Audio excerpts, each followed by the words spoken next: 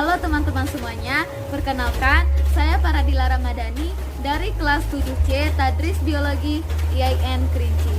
Di sini saya akan menampilkan sebuah video proses belajar mengajar dengan menggunakan model pembelajaran blended learning.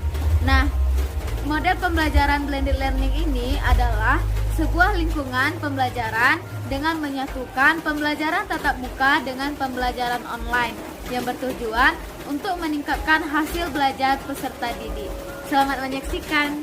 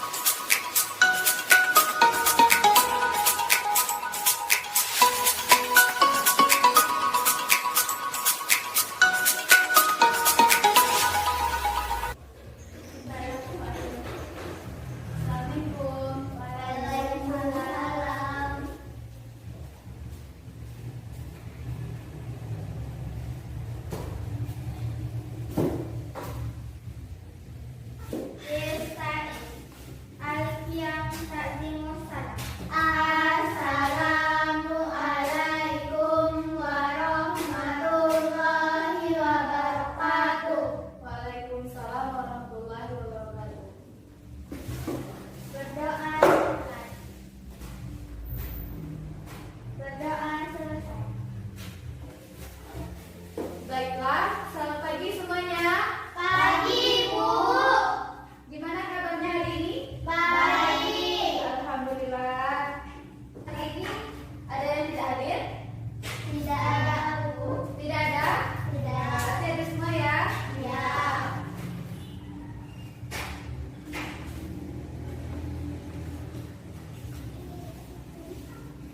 Bisa tolong tutup itu.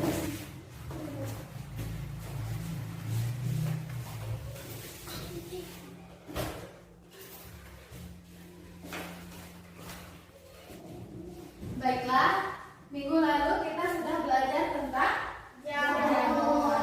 Nah, sekarang siapa yang bisa menjelaskan apa itu jamur?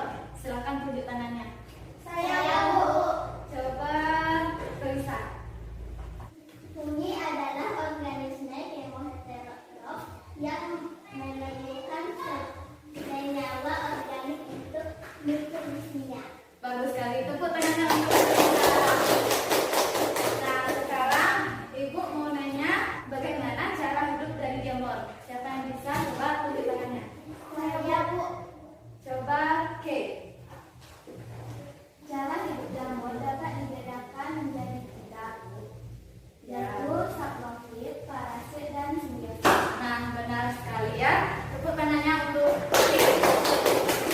Nah, benar sekali kata teman-temannya tadi bahwa jamur itu adalah organisme heterotrof yang memerlukan senyawa organik untuk nutrisinya. Dan cara hidup dari jamur itu ada tiga ya, K. Yang pertama ada saprofit, parasit, dan simbiosis. Nah, langsung saja kita masuk ke materi kita, yaitu sistem ekspresi. Tujuan dari materi kita hari ini yaitu untuk mengetahui apa itu sistem ekspresi dan apa saja organ-organ yang berperan pada sistem ekspresi. Kalian ada bawa handphone semuanya? Ada? Nah, silakan keluarkan handphonenya. Sudah tergabung semua dengan kelas Ibu? Sudah? Sudah? Silakan buka handphonenya. Sekarang Ibu akan membagikan dulu ya kelompok. Ini menjadi kelompok 1 dan ini menjadi kelompok 2, ya. Nah, silakan kalian buka. Itu sudah ada Ibu bagikan modul di sana. Silakan kalian baca, kalian diskusikan. Nanti akan Ibu suruh kalian maju ke depan ya untuk mempresentasikan dari hasil diskusi kalian, ya. Nah, silakan diskusikan dulu. Ibu kasih waktu 20 menit untuk kalian diskusi ya. Ya, oke, silakan berdiskusi, jangan ribut.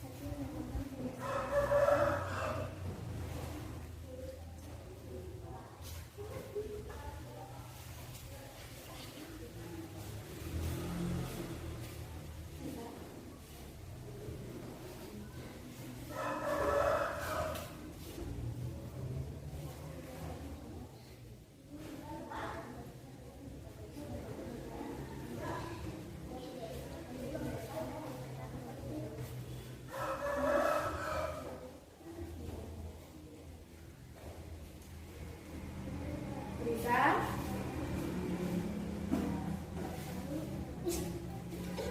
Sudah selesai? Sudah, Bu. Sudah? Sudah ya?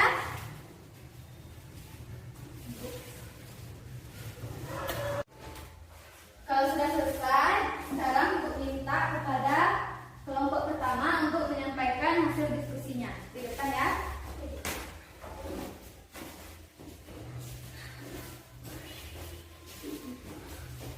Kami dari kelompok 1 akan menyampaikan hasil diskusi kami.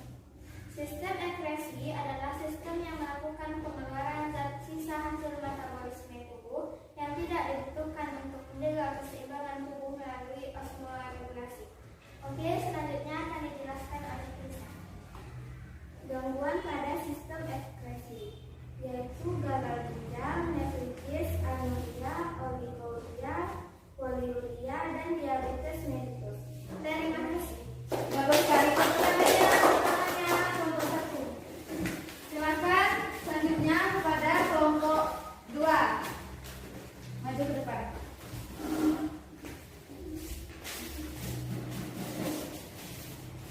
Kami dari kelompok 2 akan menyampaikan hasil diskusi kami.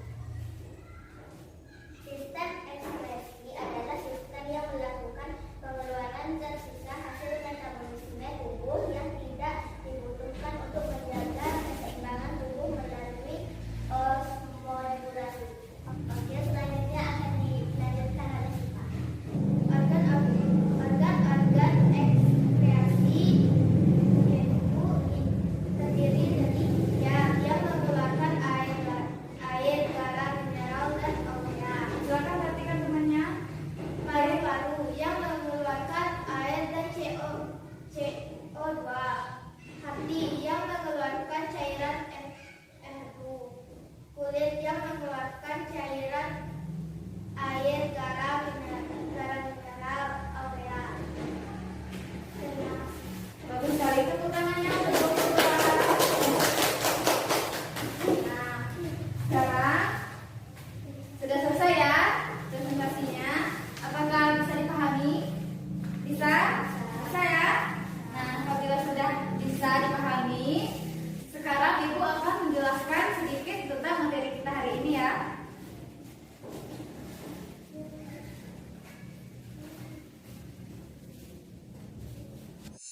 Sistem ekskresi.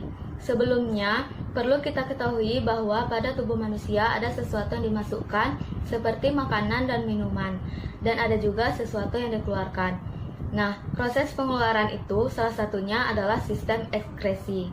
Sistem ekskresi merupakan sistem organ yang berfungsi untuk mengeluarkan zat-zat sisa metabolisme yang sudah tidak dibutuhkan lagi oleh tubuh kita. Zat-zat metabolisme ini harus dikeluarkan dari dalam tubuh karena apabila tidak dikeluarkan, zat-zat sisa tersebut akan menumpuk dan dapat menimbulkan beragam penyakit. Selanjutnya ada organ-organ sistem ekskresi, yaitu kulit, paru-paru, hati, dan ginjal. Supaya memudahkan kita untuk mengingatnya, maka disingkat menjadi kupahat ginjal.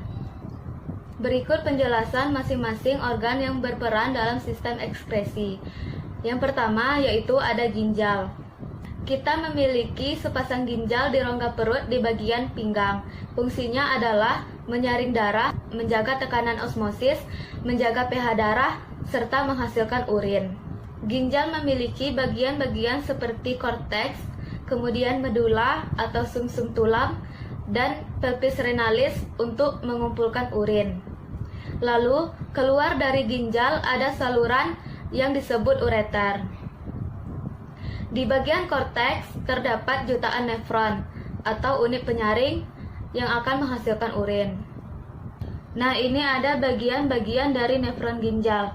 Pertama, ada glomerulus, capsula Bowman, lalu ada tubulus contortus proximal yang melengkung di bagian Henle.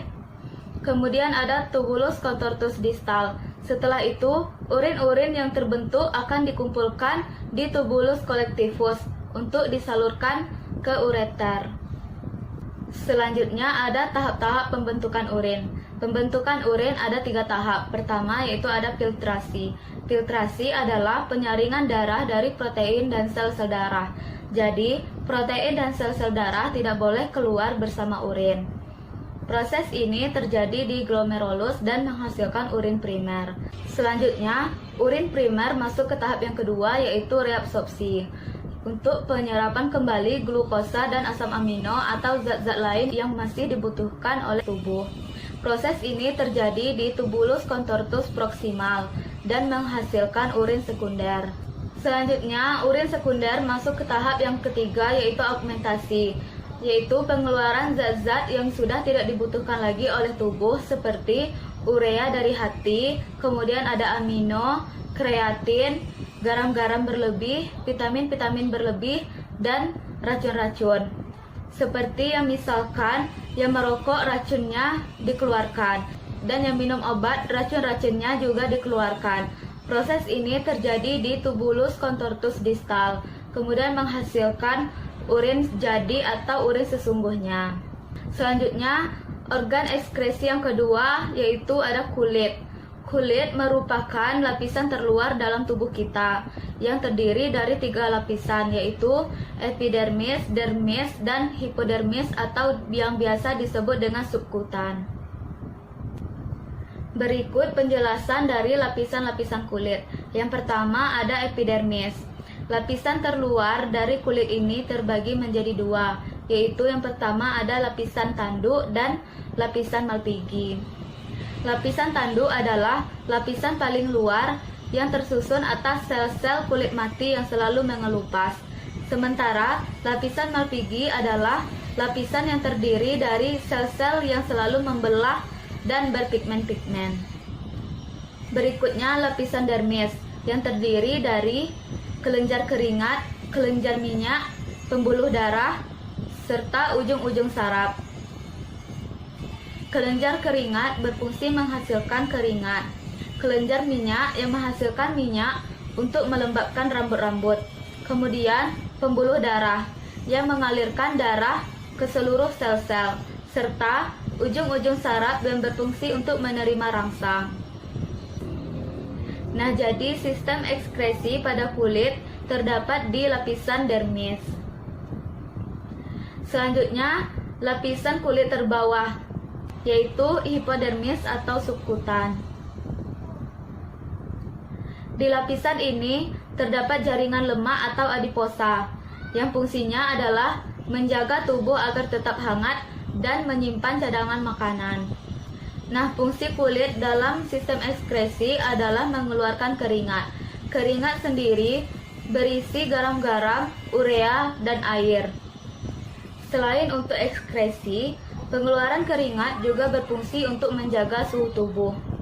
Jadi, ketika suhu tubuh kita meningkat, pembuluh darah akan melebar dan menghantarkan panas ke kelenjar keringat, sehingga kelenjar keringat akan mengeluarkan keringat melalui pori-pori kulit. Berikutnya sistem ekskresi yang ketiga yaitu paru-paru.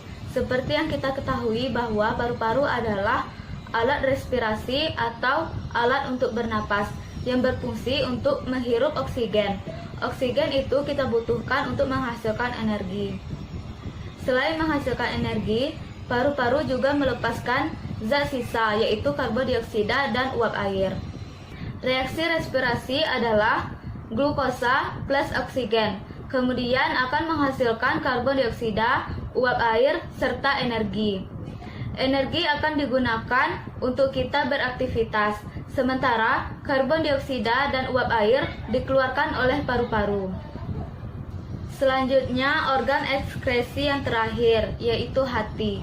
Hati adalah kelenjar terbesar dalam tubuh kita yang memiliki banyak fungsi, seperti menawarkan racun, merombak sel-sel darah merah, merombak protein berlebih, menyimpan gula dalam bentuk glikogen, dan mengubah provitamin A menjadi vitamin A.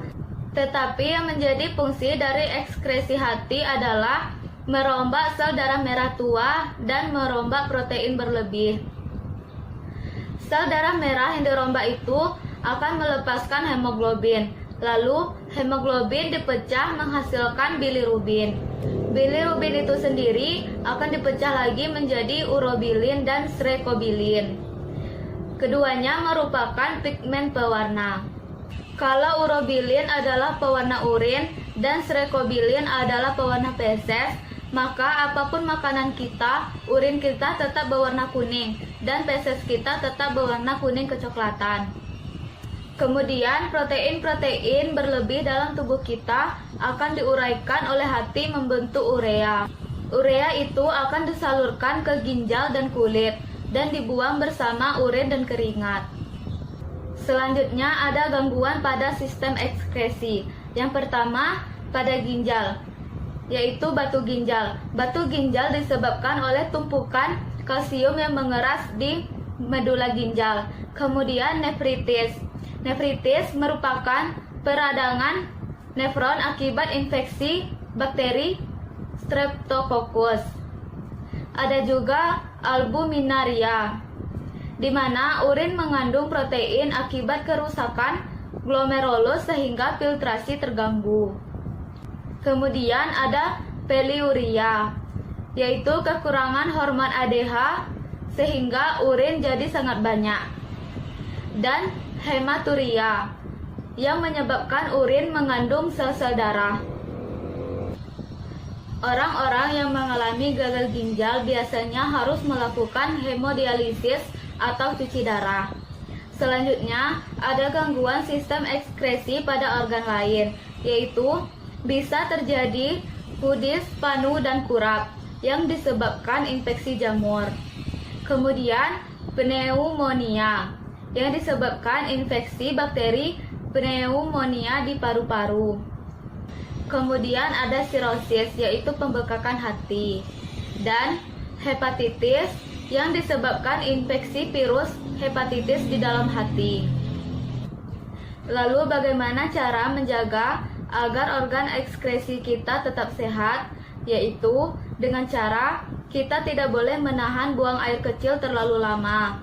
Harus banyak minum air putih, menjaga kebersihan kulit, menjaga ventilasi udara untuk kesehatan paru-paru, rutin berolahraga, serta menjaga pola istirahat dan makan makanan yang bergizi. Dengan melakukan hal-hal tersebut, maka bukan hanya organ-organ ekskresi saja yang tetap terjaga sehat, tetapi juga organ-organ tubuh kita yang lainnya. Nah, itulah penjelasan dari materi kita hari ini. Nah, apakah ada yang ingin ditanyakan atau ada yang belum dimengerti? Ya, silakan Siva. Saya belum paham tahap urin. Oh, tahap urin. Nah, sebelum Ibu menjelaskan, apakah ada yang bisa menjawab pertanyaan temannya? Tidak ya. Langsung saja Ibu yang menjelaskan. Nah, tahap-tahap pembentukan urin itu ada 3. Yang pertama yaitu filtrasi. Yang kedua ada reabsorpsi dan yang ketiga augmentasi. Nah, yang mana filtrasi ini yaitu penyalingan darah dari protein dan sel-sel darah yang menghasilkan urin primer. Nah, kemudian urin primer ini masuk ke tahap yang kedua, yaitu reabsorpsi. Yang mana reabsorpsi ini yaitu penyerapan kembali zat-zat yang masih dibutuhkan oleh tubuh kita. Nah, yang urin di tahap reabsorpsi ini menghasilkan urin sekunder. Urin sekunder ini kemudian masuk ke tahap yang ketiga. Tahap yang ketiga itu yaitu augmentasi. Yang mana pada tahap augmentasi ini yaitu proses pengeluaran zat-zat sisa yang sudah tidak dibutuhkan lagi oleh tubuh kita. Nah, yang akan menghasilkan urin yang sesungguhnya. Bagaimana, Siva? Sudah bisa dipahami? Sudah ya? Nah, apakah masih ada yang ingin ditanyakan? Tidak? Tidak ada? Nah, kalau tidak ada pertanyaan, itu akan menyimpulkan materi kita hari ini. Yang mana? Yang pertama, sistem ekskresi itu adalah sistem organ yang berfungsi untuk mengeluarkan zat sisa metabolisme. Selanjutnya, organ-organ pada sistem ekskresi. Organ-organ sistem ekskresi ini ada 4, yaitu ginjal, kulit, hati, dan paru-paru. Supaya kita mudah untuk mengingatnya, maka disingkat menjadi ginjal pahat. Nah, selanjutnya yang terakhir, pada tahap pembentukan urin itu ada 3, yang seperti Ibu jelaskan tadi bahwa ada filtrasi, reabsorpsi, dan augmentasi. Nah, itulah kesimpulan dari materi kita hari ini. Apabila tidak ada pertanyaan lagi, sekarang kita akan melakukan kuis ya.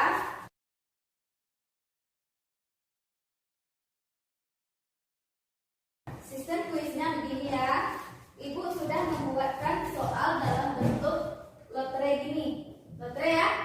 Ya. Jadi kalian maju ke depan satu-satu ke meja ibu untuk mengambil soalnya. Ya. Sekarang ibu mulai kuisnya ya. Langsung saja ya. Pertama, silakan kepada Hafizah.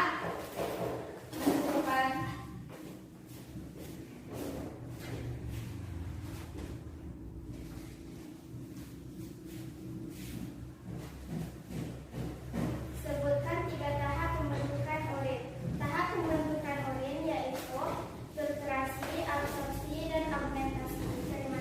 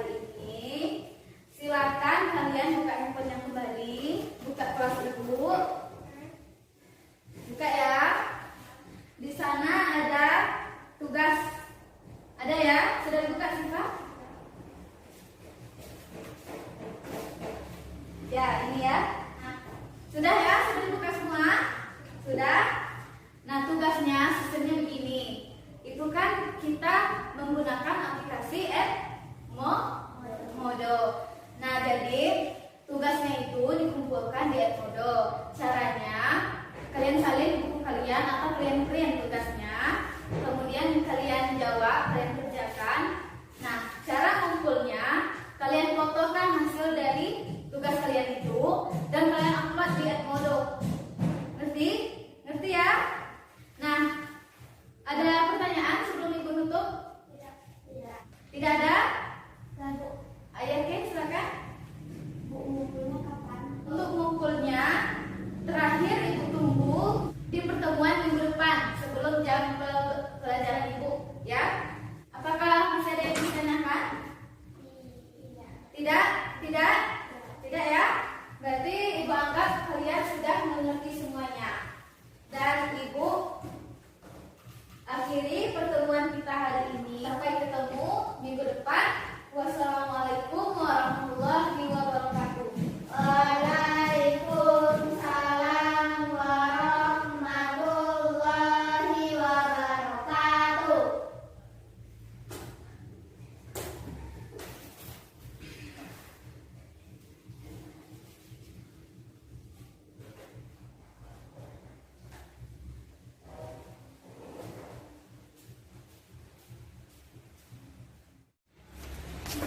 Yuk buat tugas dari sekolah biar cepat selesai. Biarlah kita buat tugas di kantin deh.